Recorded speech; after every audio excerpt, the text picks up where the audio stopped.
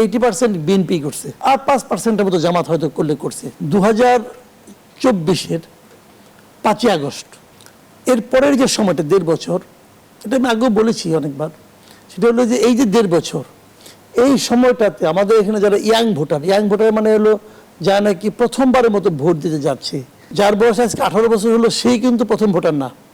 যার বয়স 32 বছর 35 বছর, তারাও কিন্তু অনেকে প্রথম ভোটার, কারণ তারা হয়তো আগে ভোট দিতে পারে নাই অথবা দেয় নাই, তো তারাও কিন্তু প্রথম ভোটার।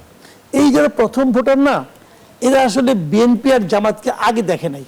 তারা বলতে পারবে না যে বিএনপি আগে কেমন ছিল, কেমন সরকার চালাইছে, জামাত আগে কেমন ছিল তাও তারা জানে না, অথবা সরকারে গেলে এরা কেমন হয়, এদের তো 2006-এর কোনো স্মৃতি নাই। সেক্ষেত্রে তারা বিএনপি এবং জামাতকে চেনার চেষ্টা করেছে এই 2024-এর 5ই আগস্টের পর থেকে। এই 1.5 বছরে তারা বিএনপি এবং জামাতকে যেভাবে দেখেছে, এটা দেখে আমার বিবেচনা যে বিএনপির প্রতি বিশেষ কোনো প্রেম জাগ্রত হওয়ার কোনো কারণ নাই। বিএনপির ভূমিকা, মাঠ পর্যায়ে বিএনপির নেতাকর্মীদের ভূমিকা দেখেন, অনেকে বলে না বিএনপি খুব একটা চাঁদাবাজি করে না, অনেকে বলে, কিন্তু অনেকে বিএনপির অনেক নেতারাই বলেন। আপনি আমাকে একটা কথা বলেন, যে চাঁদাবাজি নাই করলো, তাহলে 7-8 হাজার লোককে বহিষ্কার করলো কেন? কেন বহিষ্কার করলো?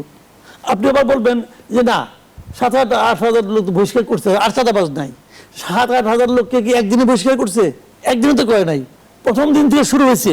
তো প্রথম দিন থেকে শুরু হওয়ার পরে যে একদম শেষ দিন যে দিন করছে, সেই দিন পর্যন্ত তারা কাজ করছে। প্রথম 1 সপ্তাহ পরে, তারপর বাকি সময় তারা করে আসছে।